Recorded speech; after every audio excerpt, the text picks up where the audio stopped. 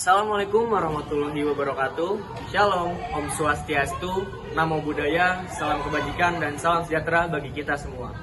Perkenalkan, aku Rifansyah Ramadan dari kelompok 3. Di sini aku mau menjelaskan apa itu hukum, kenapa banyak sekali aturan-aturan yang harus kita ikuti. Mau itu peraturan rumah, peraturan negara, dan masih banyak lagi. Simak videonya lebih lanjut.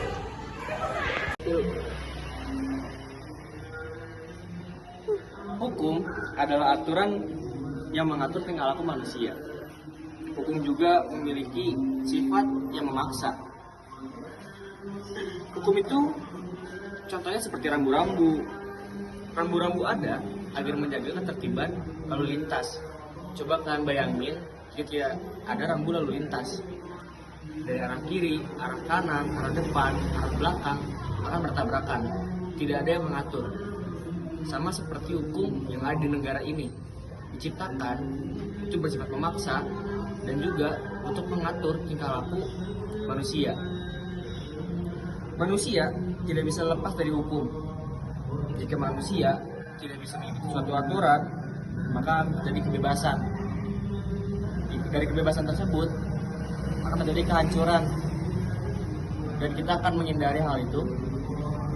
Makanya kita harus mengikuti hukum dan juga harus taat kepada aturan. Bismillahirrahmanirrahim. Assalamualaikum warahmatullahi wabarakatuh. Perkenalkan, nama saya Iwan Suwandi. Saya adalah salah satu dari mahasiswa STAI Dalutri Bandung, jurusan Hukum Ekonomi Syariah. Pada kali ini saya akan mencoba menjelaskan 2 poin. 1, apa itu arti hukum? Yang kedua, apa tujuan hukum? Yang pertama, apa arti hukum?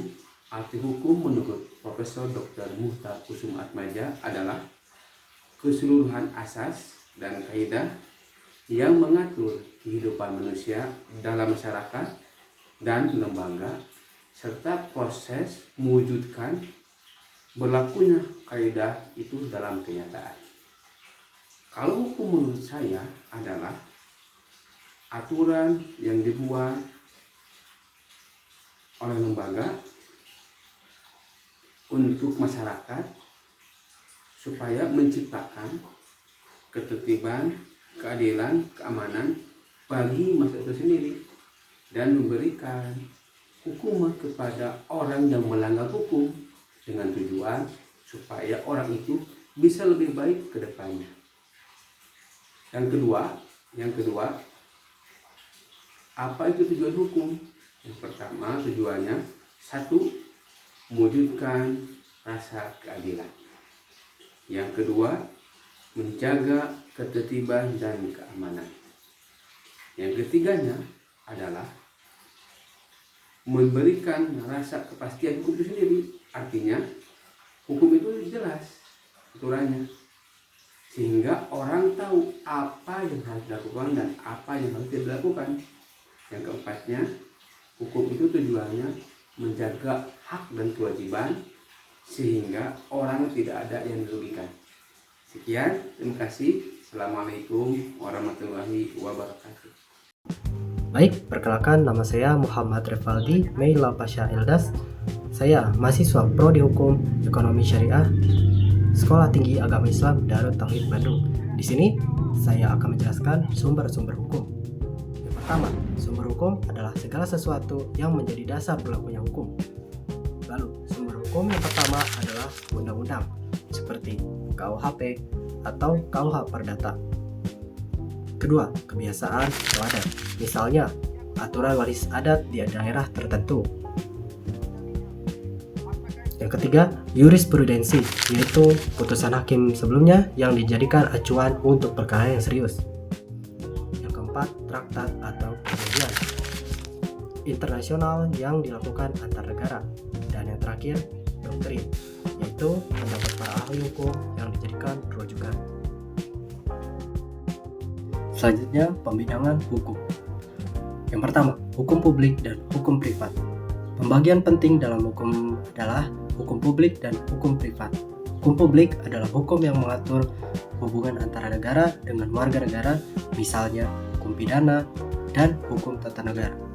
Sedangkan hukum privat adalah hukum yang mengatur hubungan antara individu seperti hukum perdata, perjanjian, ataupun jual beli.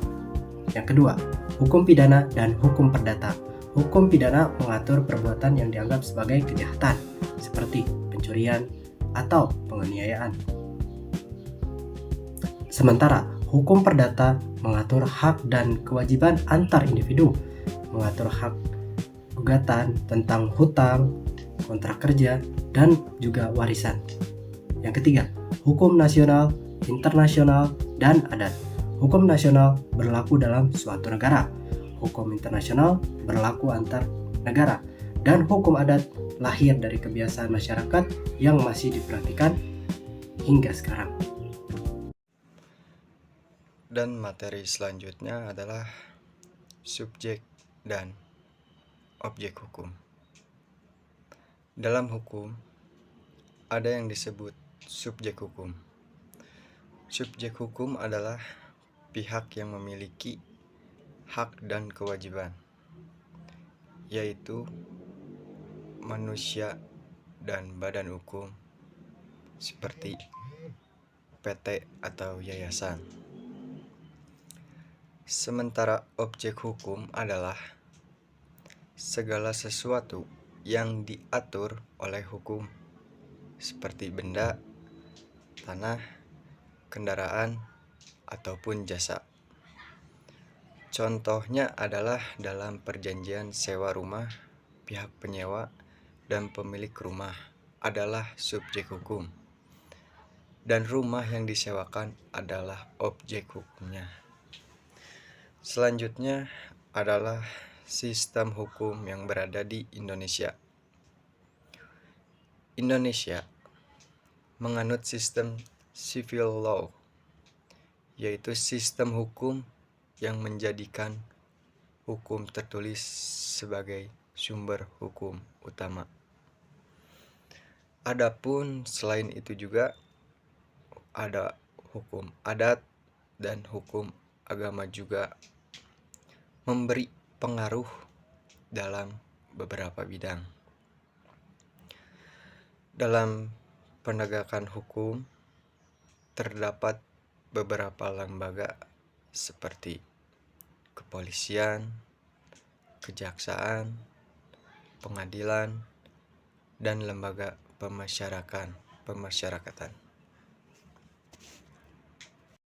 Assalamualaikum warahmatullahi wabarakatuh. Perkenalkan, saya Muhammad Zulfi Lukman. Saya adalah mahasiswa dari STI Darut Tauhid. Di sini saya ingin menjelaskan mengenai penegakan hukum. Penegakan hukum adalah proses untuk memastikan bahwa hukum benar-benar dijalankan. Proses ini bisa dimulai dari laporan masyarakat, penyelidikan kepolisian, penuntutan oleh jaksa, hingga persidangan di pengadilan.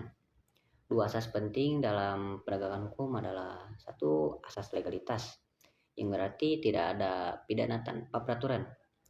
Dua, asas persamaan di depan hukum, yang berarti semua orang harus sama di depan hukum, tidak ada yang harus dibeda-bedakan. Mungkin segitu saja dari pembahasan ini. Semoga kita dapat memahami bahwa hukum hadir untuk mengatur, melindungi, dan memberikan kepastian bagi masyarakat. Semoga video ini bisa membantu kamu mengenai ilmu-ilmu dasar dari ilmu hukum. Terima kasih sudah menonton. Jangan lupa like, share, subscribe untuk materi pembelajaran lainnya.